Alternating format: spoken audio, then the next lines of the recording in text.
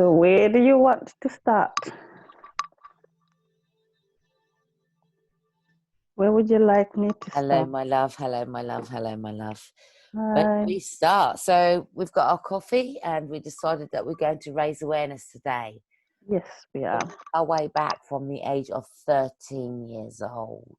Yes. So hello, Miss Survivor. Thank you for giving back. And this is an aid of suicide prevention, mental health awareness and support.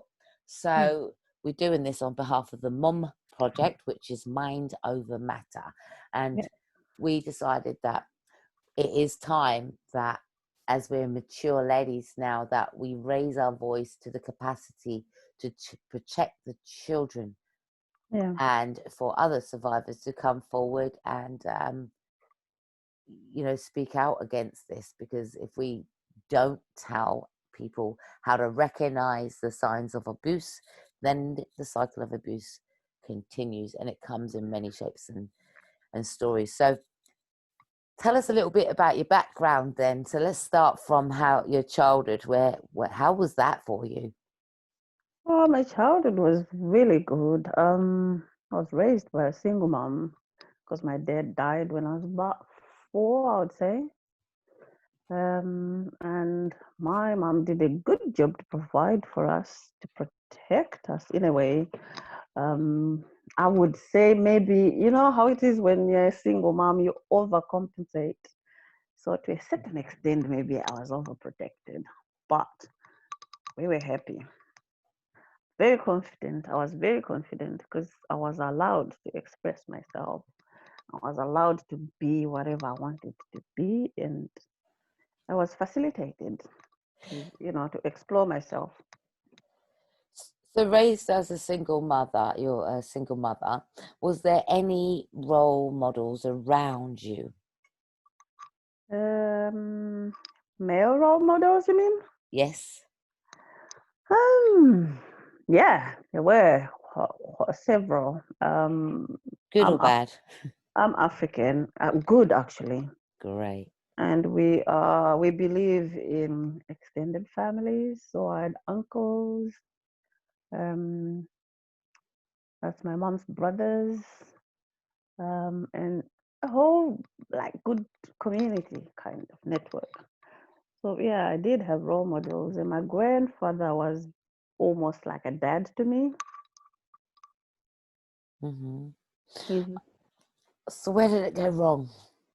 well, with my experience, I think culture and tradition. Culture. Yeah. I might repeat back some of the way you express certain words. So Yeah. it's Culture. repeated. It's no, it's just repeated. So, Yeah. we speak different languages. So Yeah. I'm just repeating it in a That's double right. one. Okay. That's right. Culture. Yeah. We have different cultures. Okay.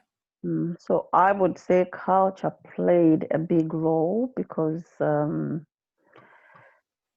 I believe it is what prevented other people around catching on to what was going on when it started.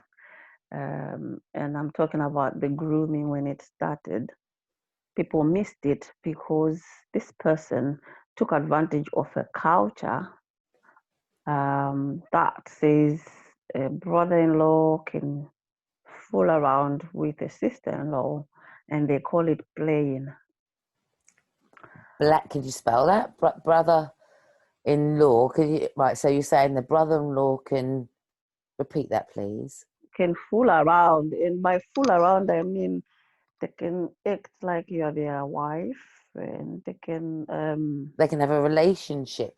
not a relationship as such. As far as the culture is concerned, it's just playing around. They can give you a peck on the cheek, and they can like maybe touch your bum and say things like you're my second wife, you're beautiful, and touch even your breast, and they call it playing. I mean, I don't actually get how that can be called playing, but you know how it is when you're when you're growing up in a certain culture, and it's what you know. You don't actually stop to think.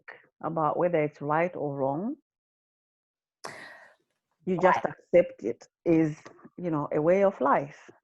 So I had to just muster my own mind about what you just said, because you said brother-in-law. So actually, what it is then, so if I had a sister, this would be Yeah, my sister's husband that yeah, will be touching my sister. That's what you're saying. yeah, yeah. So, okay, so, right, okay, right. So that's, for those that don't know what a brother-in-law is, But that's this, exactly what it is. but this one was not like a sister, as in uh, same mother and father. It was like a cousin. Cousin. Okay, so we'll Yeah, keep it within the family. So family yeah, are being able to touch you and can do what they want really with your body, and it's seen as playful. yeah. Oh, they're just fooling Gosh. around. Okay. How Oh, does that make you feel and they then? can they can make you sit on their lap, and you can tell they're responding to you sitting on their lap, and still it's like, oh, you're just playing. So they're getting aroused whilst you're sitting on their lap. Yeah. Okay, so And when did you start to feel that that was wrong? well, I can say I was never comfortable with it right from the start. Hmm. But what used to happen is I would get confused because you see it happening with elsewhere with other, like brother-in-laws and sister-in-laws, You're witnessing and it, yeah. yeah, and it seems to be acceptable, and then you actually even question yourself, like, why am I not comfortable with it if it's something that's normal? And because you're young and you don't, you can't reason these things far enough, I then just thought maybe it's me who is just weird. Maybe it's just me who is not able to appreciate somebody uh, appreciating or responding to my beauty. I mean, if you think about it, at the age of 13, that's when you're starting to blossom, isn't it? You're growing, your breasts are coming out, you're starting to shape up, and and Well, you become you're becoming a woman. you can actually become a mother, you Yeah, know, and that yeah, happens, doesn't it? It happens yeah. at You're, that age. mm, you're becoming a woman, and you're having that phase where you're having hormonal changes, which are confusing for you. And meanwhile, there's this person here who's using endearing words to you, like you're beautiful. Um, he used to use different words, or you're like dynamite coming in a small package, and all these things. Like if I had met you before your cousin sister here, I probably would have married you instead of her. Things like that. And don't tell her, because if she finds out, she won't be comfortable around you, then she won't allow you to be around me, and these things like So that becomes your seat. That becomes for you. Then he's basically asking you to keep a secret. secret. Yeah. Right. And That's where it starts, isn't I'm it? thinking, if it's playing as everybody says it is, then why does it have to be a secret? Did you ask that question? Yeah, and it was like, oh, telling everybody to kills the fun out of it. And I'm like, but I'm not having fun. He says, oh, well, I'm teaching you. It's a process. By the time I've, like when I've taught you all the little bits, then you will start to enjoy it. And though I thought there was something wrong with it, I was thinking, if I speak about this, I'm gonna be scolded Mm-hmm. for, just overreacting to nothing. Mm-hmm. So yeah, I played the avoiding game, but if it's somebody who comes in the home, you have very little places to, to avoid a person to. So if we do the comparison on from one survivor to another survivor, very similar. Don't tell your parents; they won't believe you. Mm, Um, they started to provide with sweets. Yeah. money, Yeah. days out. Yeah. And the days out would be, oh gosh, you're now alone. Um, and entry into the bedroom. Mm. And anytime you never speak to the parent or your parents because they're too busy in a world of their own. For myself, my upbringing was different. For myself, plenty of alcohol and partying and drugs around, Mm. and different people in and out of our home. But this one particular person was pretty much there on a weekly basis, on a daily basis, and would stay overnight um, on the sofa. I don't, and so there was no getting away from him. And every time I would bring my friends in, he would try to touch that they would tell me about what he was doing, but we couldn't tell Mm. anyone because the adults weren't going to believe us. So we started to uh, revert inwardly about this, and it we knew it didn't feel right. It knew Mm. it doesn't feel right, but the risk of telling somebody, which first of all you don't even identify what it is. I think that is the hard part. Yeah. Yeah. What is this? And this is what you're kind of saying about, Mm. they're feeding you all of this information, Mm. what you can do, what you shouldn't say. Yeah. And so therefore becomes the grooming process, doesn't it? Yeah. Of where they have, and they're getting you to keep a dirty secret. Mm. Um, Only they don't call it a dirty secret. They lace it with all these nice connotations on it. And when you're at that age, like with me, when you're at that age, that's when you're starting to notice the opposite sex noticing you. mm, And I think he was even clever in trying to protect his territory, because sometimes you turn up at my school and say, "Oh, I was just in the neighborhood and I realized you're finishing school in a bit, and I'll give you a lift."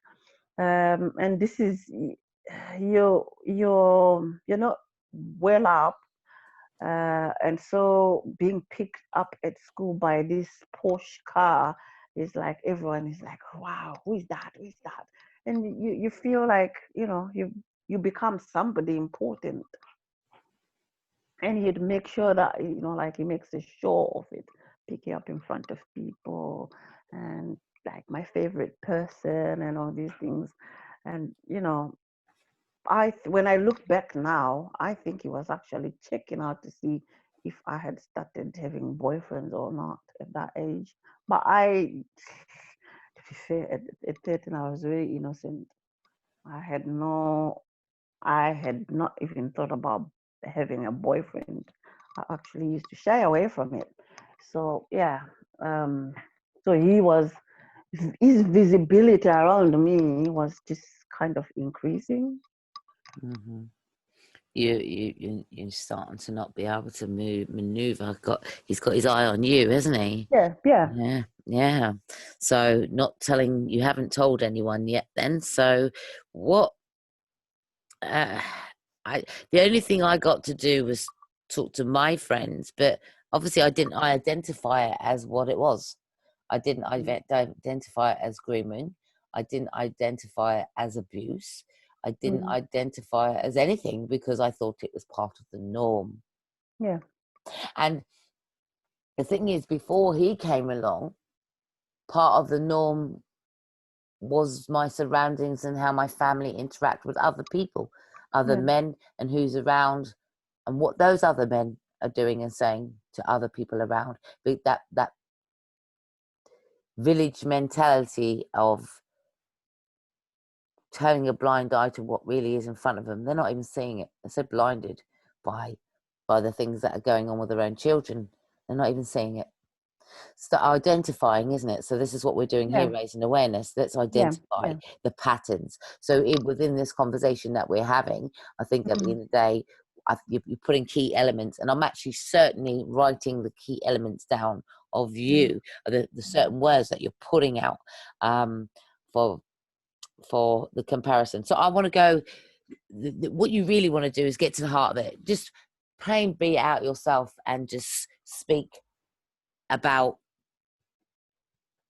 gosh, if you could have said, just say it as a plate, say it as you want, be comfortable and just say as it is. Because if I want Yeah. to talk about this seriously, Mm. it's not staged, it's from the heart. People Yeah. need to wake up. Yeah. People need to be aware. People need to wake up. And especially, I used to think that children need to be educated about these things, especially the fact that if it feels wrong to you, something is wrong with it, regardless of what anybody else says to you. If it feels wrong to you, like with me, with the culture that I just talked about, it's called chiramu. Those that come from Zimbabwe will know from that word chiramu.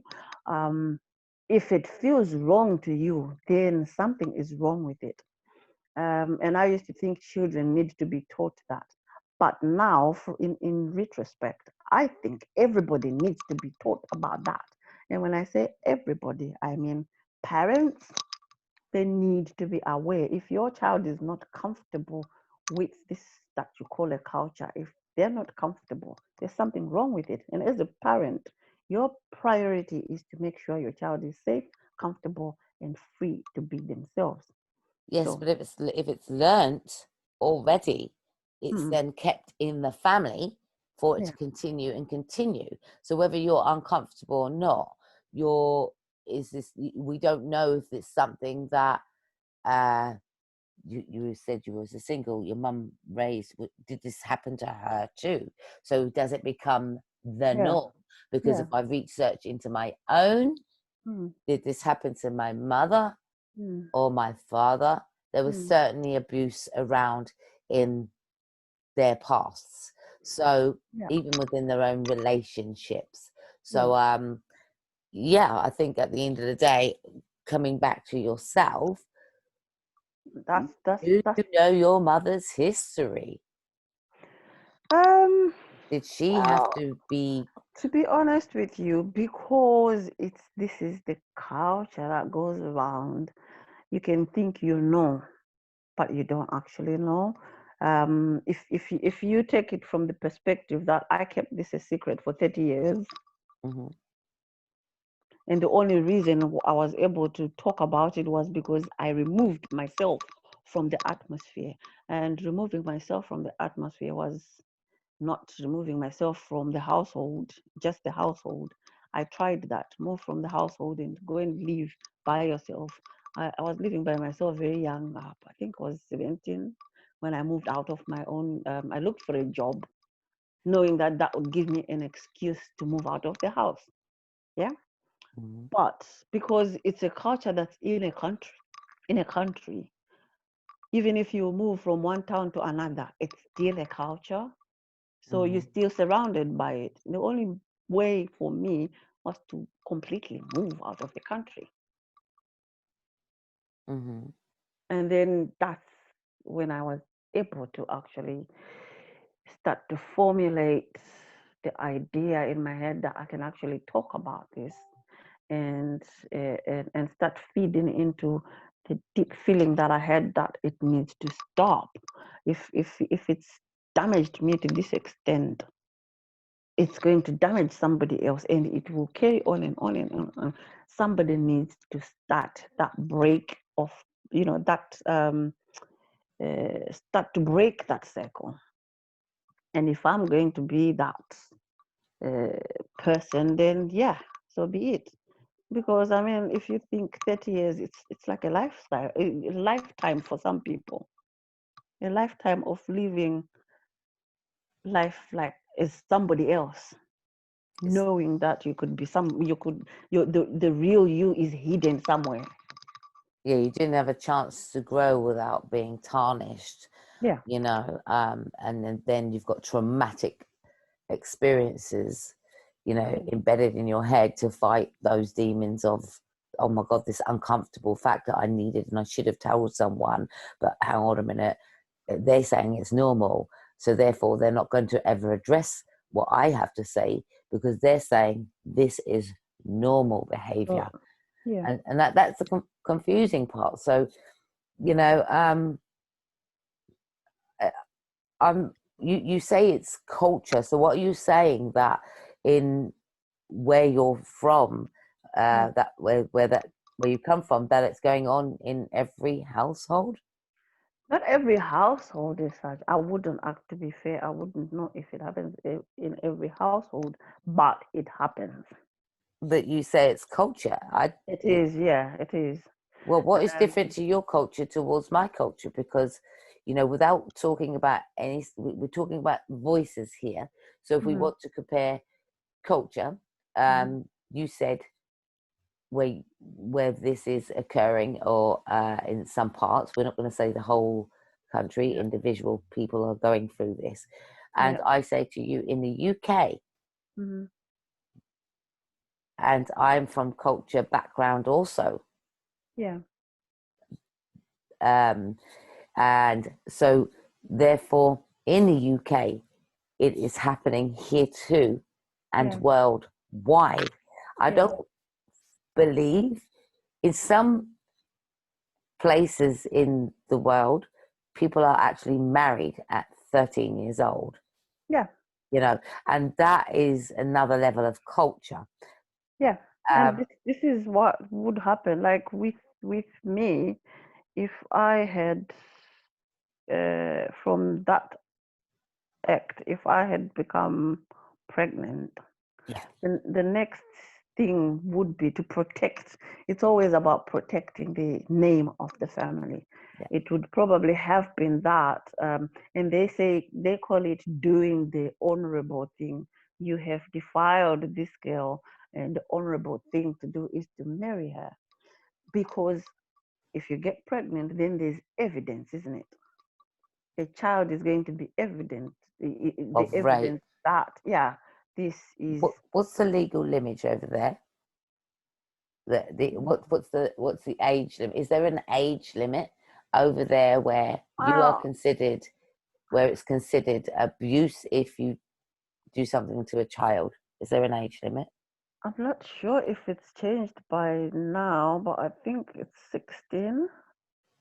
But Okay. then, having said that, it's only, I personally would say it's only on paper, because you see a lot of girls under the age of 16 who are married, who have kids, Mm-hmm. and you think, if you're saying this is the legal age, then why are you allowing this to Mm-hmm. happen? Mm-hmm.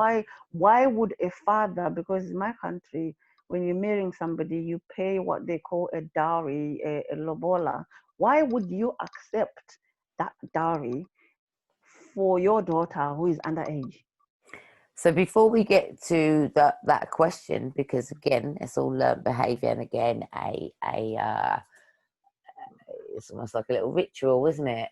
Yeah, So you said reputation and doing the honourable thing. So the fact that you are abused, we could talk about that in the way you want to. yeah, 13 years old. Are you saying, had you have got pregnant, that you possibly could have been married off to this individual? probably, yeah. Wow. Wow. It's, And it's, that it's, actually happens, doesn't it? it So that does. you've got a lifetime It of does. living with the person that has offending you. Two things could have happened. Either one, I would have probably ended up being married to this dude, or I would have been taken off away somewhere from my usual neighborhood, um, to then go through that whole pregnancy thing and give birth to the child, and then have the child looked after by somebody else as that person becomes the mother. And sometimes it would be your mother who'd go away with you to give birth, and then all of a sudden you turn back and it's almost like she went away pregnant and she's come back with a child. Meanwhile, you're the mother.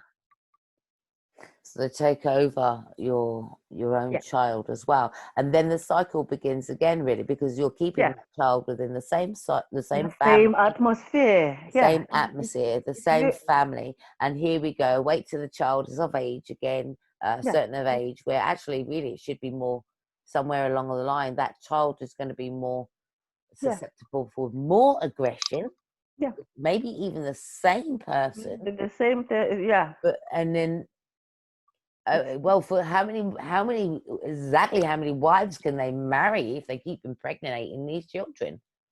How many yeah. wives can they have? It's sickening to even think about it. I But know, but if you're you saying get that you these get people, people with three, four wives. oh my gosh, and that's actually clearly showing you that it's not voluntary. It is, these Yeah, people have been subjected to yeah, this. So these people, if they're married at a young age, you've got to look and research in your history. Is it mm, love or was it a forced marriage? Because yeah, this is what you're saying, isn't it? This is the, yeah. in what way did this person abuse you? Are you able to say this freely? Um, and Yeah, what actually happened is, like I said, the grooming started when I was 13. And because this is an educated person and this is a person of title, they knew that if I'm saying this thinking back, they knew that if they did something to me before I was the age of 16, it could mean them losing their high position in this big organization, could lose them their job, it could lose them a lot of things.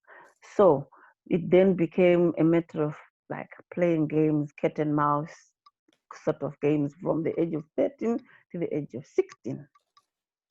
And then when I was 16, that's when like one day we were supposed to be going to a wedding and I was supposed to be attending a school event on that Saturday before the wedding, and then everybody else was going. There was a bus that was hired to carry everybody.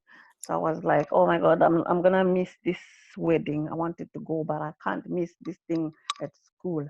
And then, like the helper of the family that he was playing, he said, "Well, I can be late to the wedding so that I can bring her with me to the wedding." And when that happened, there had been a gap where I hadn't actually been in close contact with him physically alone or any, like that. So I didn't think anything of it. I was just excited to be able to go to the wedding. So I was like, thank you, thank you, thank you, thank you, thank you. But I didn't realize that to him, that was an opportunity because now I was 16, so he could have his way. So anyway, he picked me up from school in the car. We had to drive from the city where I lived into another city. And, like there's villages in between. So that's like bush. And then somewhere in between the, the, the two places, stopped the car in kind of like a bushy area. I'm like, so why have we stopped? We're already late. And he's like, oh, I want to talk to you. Talk to me about what? Can't it wait until after the wedding? Oh no, it can't wait. I've been waiting too long and I can't contain myself anymore. And I'm hearing these what do you call it? These warning bells in my head. Something is not right here. So and then I'm like, I just want to go to the wedding. Oh no, no, no. It's high time this happened. I'm like, what happened? I'm gonna have you um,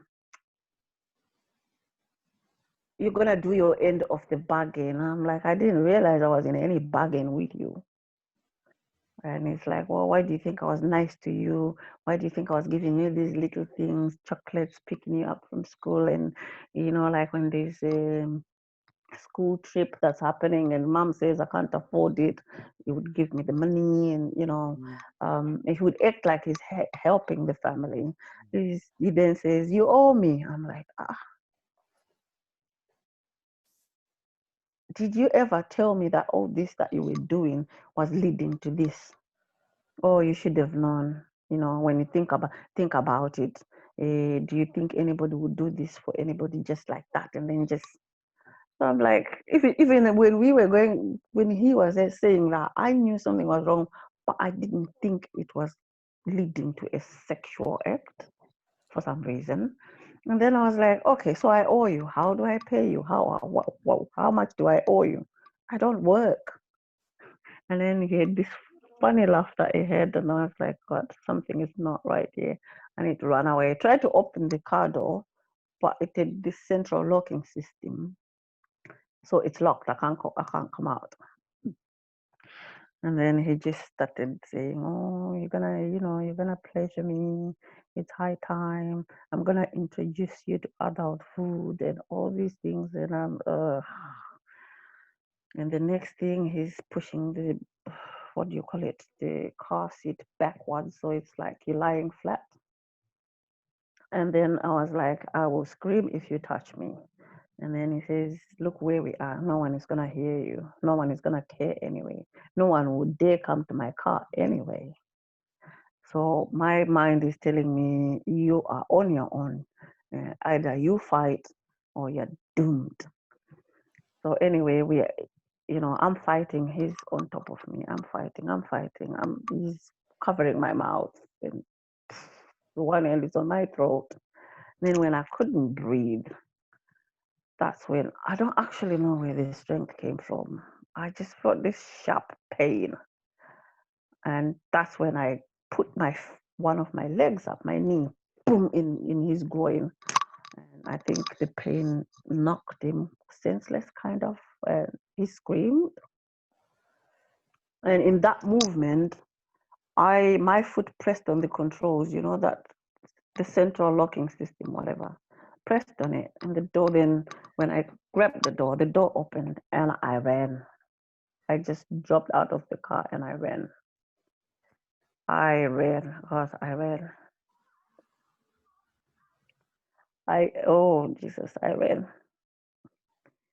And I think for the next 30 years, as I'm saying, that moving from one city to another, from one job to another, from one relationship to another, it was me running from that experience, like, uh, I can picture this.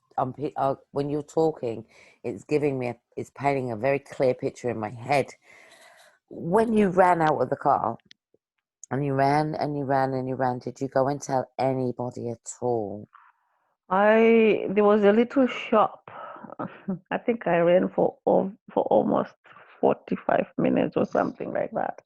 And then there was a little shop. And I remember I ran into that little shop and I ran behind the counter. And the woman that was there is looking at me like, you're running, you look like you're running from a demon or something. And I said, there's a man chasing me. And they said, what man? There's no one there. There was a man sitting on the side, and he looked outside. He said, there's nobody there. I said, no, there's a man chasing me. I felt like I was being chased. I Yeah, didn't even look back. yeah. And then they were like, oh, well, where were you coming from? And I said, I don't even know. Um, I became a little bit, not even a little bit, I became quite confused. You didn't tell them. You I didn't. masked it. You masked what happened because you Yeah, was in I didn't. shock. I was in shock, Yeah. and the pain that I'd felt, I wasn't sure if there had been penetration or not. And It's all right, maybe. You know what?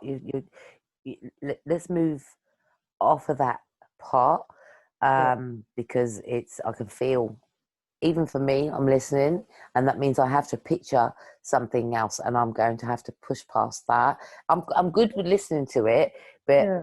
it's you that's going through this, telling this story, and I'm aware of. Mhm. Let's get to another point. So, Anyway, in the end, you see him again after that? Not in um, the end, because you're still at 16 years old. So yeah, he was grooming you with 13. You've been doing all of this. He says it's normal, etc. Everybody says it's acceptable. You get to the age of 16. He picks you up. He comes from nowhere, picks you up. He then abuses you. You've escaped. You've run away. You haven't told anyone. Did you ever encounter him anymore after that? Yeah, many times. Oh gosh. It was a family relative. I actually did tell somebody, not on that day. Hmm. Um, I just kind of disappeared. I just went out of sight from people. I was in my room. I pretended I was reading because I was supposed to be writing Okay, these are exams, the I think. tools and the tips. So I would like to, sorry, Miss Survivor, to interrupt you because right now you are putting out some awareness Yeah, and of identifying behaviors. Yeah. behavior awareness. So, Mm. okay. So let's do the comparison. So you said you went on the silent. Yeah. Okay. And you were going into your room. Hmm. What else was you doing?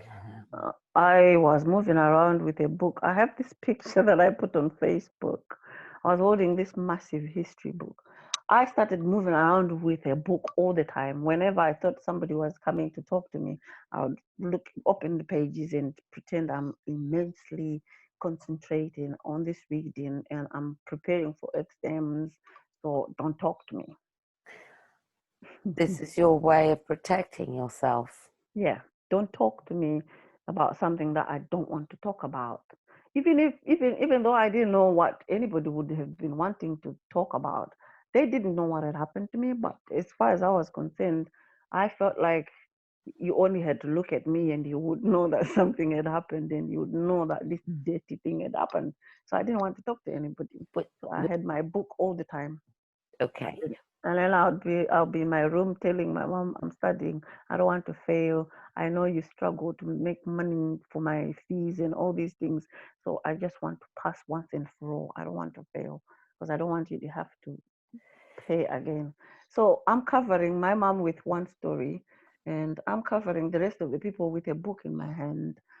Uh, and then I used to be talkative and now I'm not talking anymore.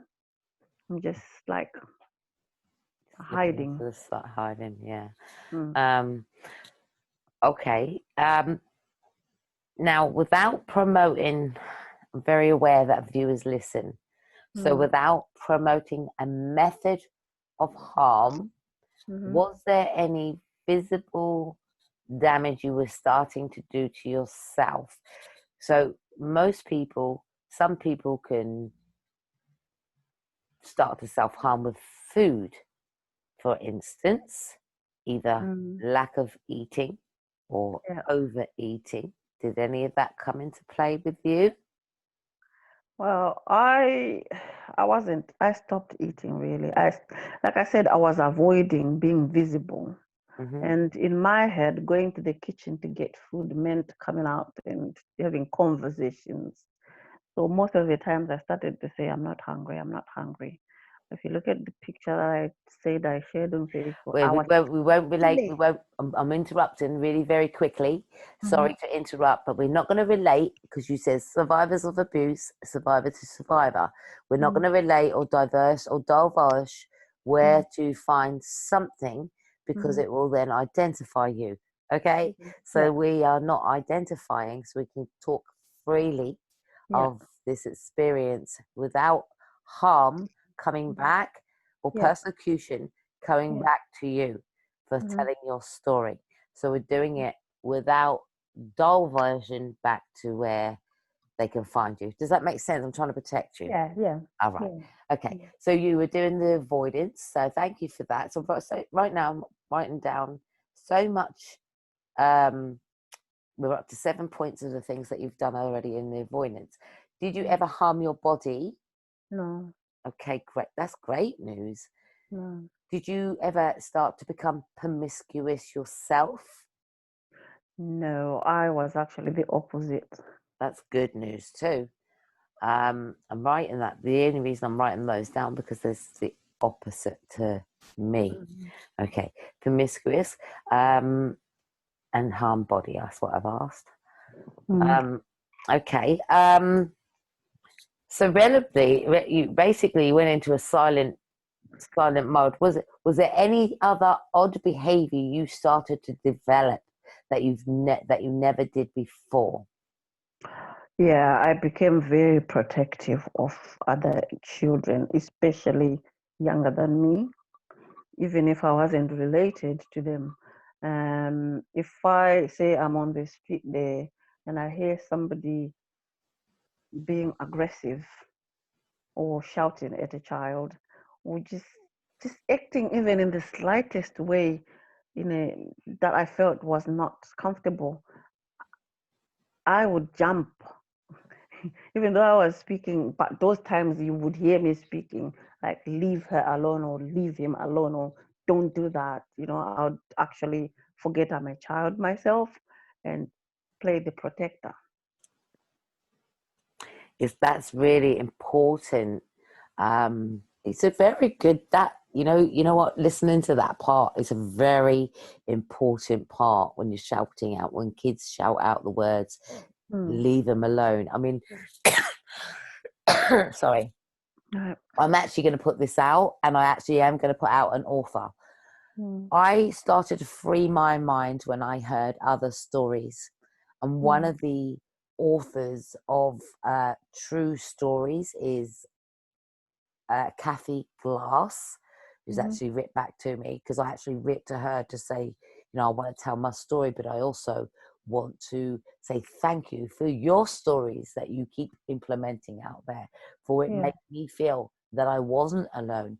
And although some of these people went through more horrific experiences, And that's huge. Not feeling like you're alone. That is huge. yeah, it is. Um, it helps people to come out, which is why I'm sharing this. I'm Mhm, not sharing this for people to pity me. No, I'm way over it. I'm sharing it because um, when you feel like you're alone in something, it's very easy for you to blame yourself for being that way. mhm, mhm, But when you think, I know it sounds wrong, when you see that there's somebody else who's going through this or somebody else who's going through this, it sort of shows you that actually there's nothing wrong with you. mhm. Yeah. So yeah, it's huge that some people are sharing their stories, and I'm sharing as well so that people out there know that um, they're not alone.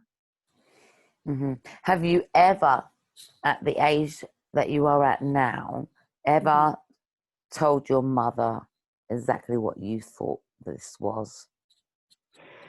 I attempted to, like I was telling you earlier, that the first time I told my story was, I it had been playing on my mind that you need to speak up and whatever. So I thought I don't have the confidence to speak. So I signed myself up for training to be a public speaker. Mm-hmm. And I remember we were given a topic to do our first uh, speak up speak up challenge, and I went up to talk about that topic that we had been given, but all of a sudden I just completely switched from that topic and I started sharing my story right there in front of all these people I didn't even know. um, and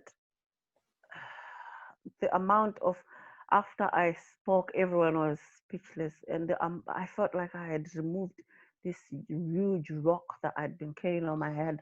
I used to think I had a permanent headache in my head, and that just came off. And after that, after I did that, even though I knew that this was a video that was only going to be shared between me and members there, somehow I thought, what if my mom sees this video somehow? So I thought maybe let me get to her before she has to find out from a video or before she has to find out from somebody else saying this. So I I attempted to talk about it, and the story was blocked so fast. Even up to now I still get quite amazed. Uh, I think she almost went into a panic. Oh, it can't be true, and whatever. Don't talk about things like that. And then I quickly thought, you know what, my mom is I'm not ready to hear this. And then I thought at her age as well, I said to myself, is it really necessary for me to tell her this when she's not ready to hear it? So I said to her, oh, never mind. But then there went a period of silence, of no communication between me and my mom. Hmm. On my part, it was I was thinking that, I really want you to know what happened to me, because it will explain to you some of the behaviors that I've exhibited that you always said you never understood. But then I can't force this story on you when you're not ready for it. And then on her part, I don't know if the silence was about maybe her thinking that I I have failed to listen to this. I can't. I don't. I'm not strong enough to listen to it. But then feeling that if she talked to me, then I would want to talk about it. So they went a phase of avoiding each other that went on there, and it kind of messed up my relationship with my mom to a So she certain saw extent. the video then. So she saw it. She didn't. Oh, she didn't. Okay. She So didn't. I wanted to talk about yeah, it so that she wouldn't have to find out through a video. yeah. So this is where you are today. Yeah. Uh, your mother, who was single, um, has no idea of this story. Um, and I've been writing down as you're speaking of the Mm. repercussions. Yeah. Okay, this is why we've done things this way. And if people do recognize your voice, we want to say, first off, we have, we, the opportunity that you wanted to do was tell them before you actually put out the awareness to give them an opportunity. That's what you wanted to do. However, the repercussions of videos going out or information being put out without having to talk to your loved ones or whatever about the situation is the Mm-hmm. blame, isn't it? Yeah. It's the they're going to feel sorry for you, but they're not going to know what to do with that information. They Yeah. end up blaming themselves. Mm. They think, oh my god, I could have prevented all of this from happening. This is my Yeah. fault. The cycle begins again. They then fall down into depression, Mm-hmm. and then or or some people, there's two sides to this, so let me go to this side first. They then fall down to depression, and then the cycle of the self-harm element and the Yeah. Yeah. silence, the room, going into, putting your head into a book, the studying, excuses, sleeping, avoidance, all of that starts to happen once again. And therefore, you're then feeling doubly burdened with the information Yeah. that you just overloaded to your parent. Yeah. And now you've now got to feel sorry for them for Yeah. telling them, although Mm. you shouldn't. And then here you go slipping back into depression because you're not Just believed. yeah. It just becomes a vicious cycle, isn't Yet it? you're not believed. But in actual fact is we've got to get the courage to say, you know what? We're never going to break the cycle if we slip in silence. And if our viewers are hearing this and it relates, there's Mm. no, we're saying, I think, that we're not blaming anyone for Yeah. this. We're simply saying that had education been there from Yeah. birth, Mm. all of this could be prevented, because the person that abused you would never have been able to do it in the first place because he would have been educated, the rights and the wrongs, Mm. and even yourself and down to your family. So that education is really key to our upbringing. And this culture, you mentioned culture, this Yeah. culture, and you've come away from that now, but this Yeah. culture is, I think that, you know, I got off the phone to you after speaking with you the first time. And Mm. the first thing I thought about is a campaign. Yeah. And the reason why I thought about campaigning in that area, because if they say it's wrong and it's a legal requirement, then they need to stick to the legal requirement and the legal consent of Yeah. what it stands for. You don't get to marry, you shouldn't get to marry somebody that you've abused. You're condoning it. I think the thing that actually feeds into it is poverty. There's a lot of poverty back home. Yeah. And people with status, people with money will manipulate that. And so, like I said, when a woman gets married in my culture, there's a dowry that is paid, and your parents will charge whatever they want. Yeah.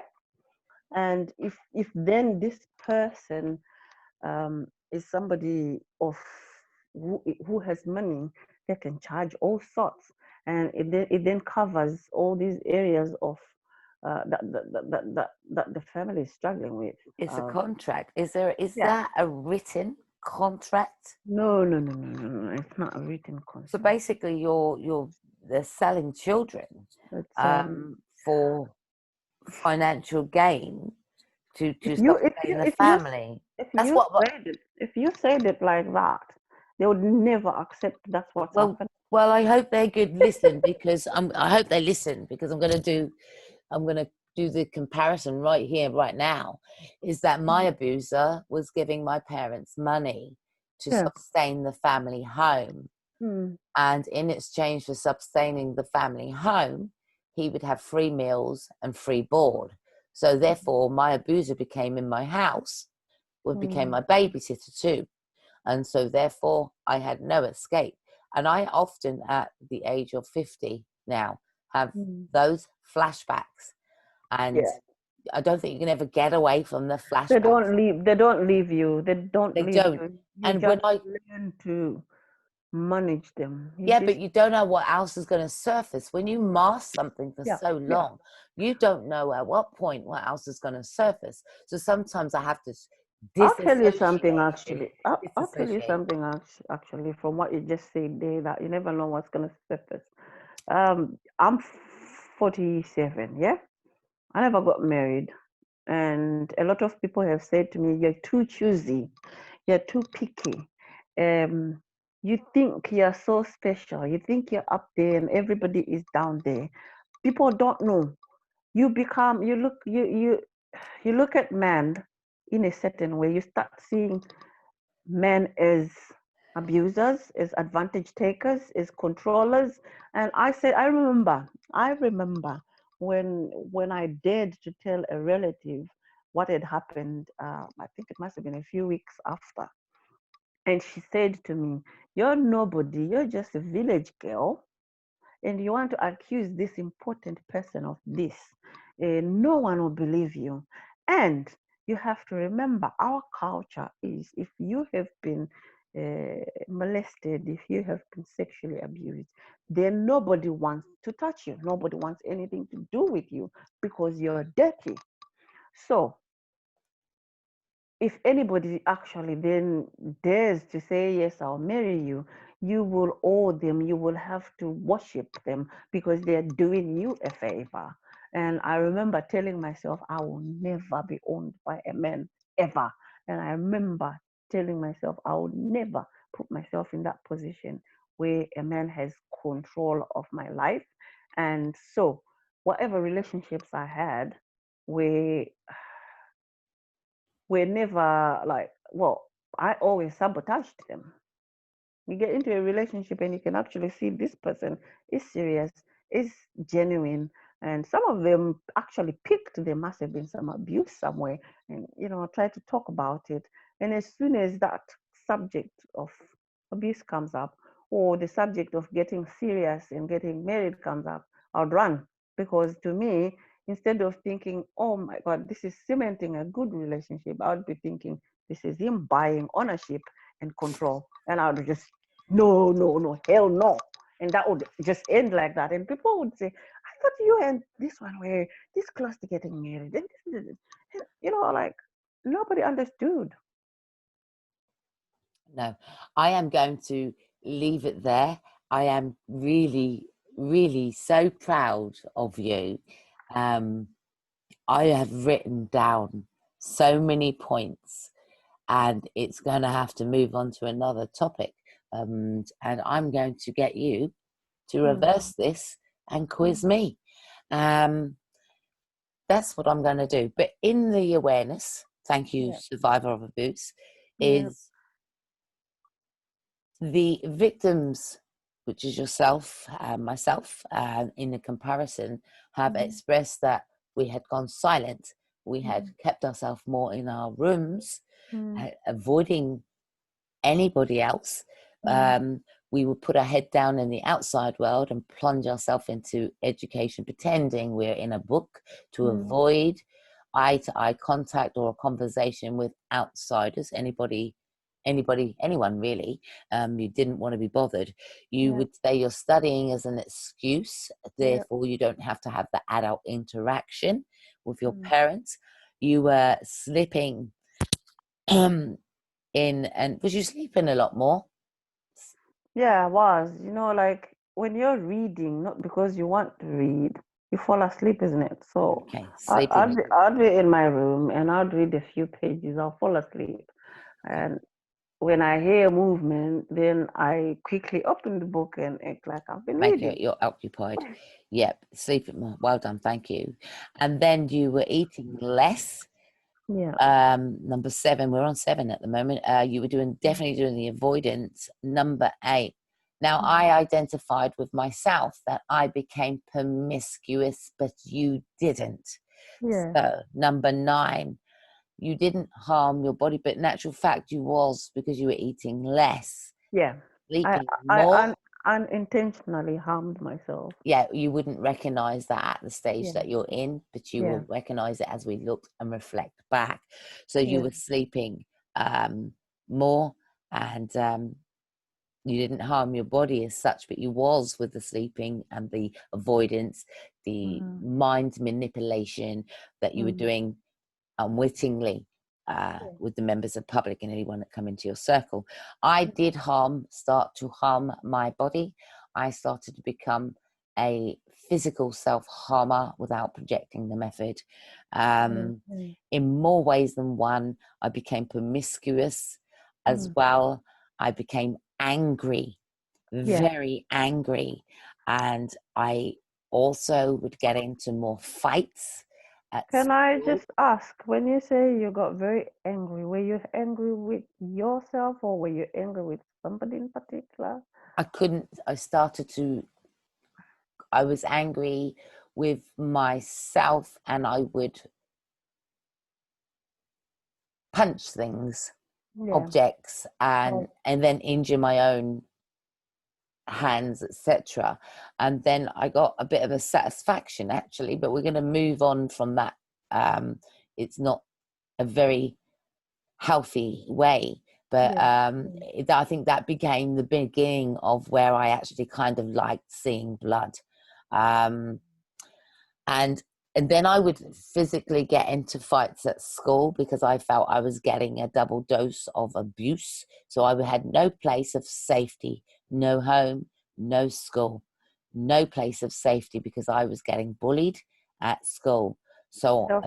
eventually, I stopped fighting and I started retracting inwardly and going quietly. It wasn't until my mother said, you know what, don't let anyone hit you, hit them first. I then got a little bit of Dutch courage, but that landed me in the court. So therefore, I wasn't going to be able to win and fight my way back again, because the system is Yeah. saying, your parents are saying hit someone back. The system is saying no, Um, it's unacceptable. And then you're saying, people are saying, tell somebody about the abuse, do something about it. But the system's just punished you for yeah. telling them or doing something. And who hit first? Who hit the first person? That didn't matter. It's who was left with the scar. So Yeah. whether or not they hit you first, it's who's Yeah. left with the most brutal force. So Yeah. then you become, now I don't want to tell the authorities. So Mm. here we comes with the pattern. Again, selling within this, the idea is protective of our children here. And Yeah. what we're seeing here is the selling of our children, arrangements of marriage, you Mm. know, a contract a contract for financial gain, Yeah. keeping money within the house, but Yeah. using the children for that, buying their way in. And if you say anything about any of it, you become an outcast. And that's where we are today, guys, viewers. We are becoming outcasts for speaking up against this. But you know what? Those survivors that listen to this, we will build our own nation. Yes. Okay, to outcast these people that abuse us, and to recognize at the end of the day that this is unacceptable behavior. It is one that we can protect our children with the right education, with the right awareness. And as far as I'm concerned, there is help out there. I mean, Yeah. I know a very good project for allowing you to have your voice heard without anyone being hindered or subjected to repercussions. um, and gives you a place where you can open talk, a place of Mm. open therapy on a regular basis. And that's the Mom Project, suicide prevention, mental health awareness. We are raising awareness. And today, Miss Survivor of Abuse, Mm. thank you so much for giving back. I'm going to speak to you when we get off here and wind this down with some music and some Yeah. meditation, some deep breathing, and some in and out. So we're not just left with that memory. Okay, Yeah. we cannot remove the memory, but we're not just left with that state Yeah. of Yeah. mind. So thank you. I'm going to end this recording now and speak to you backstage. Thank Okay. you. Thank you. Is there anything you want to say on a final words to those that are listening to this? Yeah, I just want to say that the big thought you should have here is when I say speak out about it, it's not just going to help you, it's going to help a lot of people around you. Because the way you're affected, you project whatever damages that are inside, you project them to those around you, and it can affect your children, and it can affect your children's children. It can affect your parents, so it can affect your extended family going backwards in years and going forwards in years. By reporting it, by breaking this cycle, you are actually helping more than just you. With me, when I first shared my story, I actually found out that this guy had done the same thing to somebody else within the family cycle. And so I'm saying speaking up is going to help more than just you. So it's worth doing it. And it gives you your life back. You don't want to live the rest of your life in a shell. Mhm, mhm. Thank you very much. So you heard it here. Speaking out saves lives, and support save so much more. Thank you for listening. This is the Mom Project.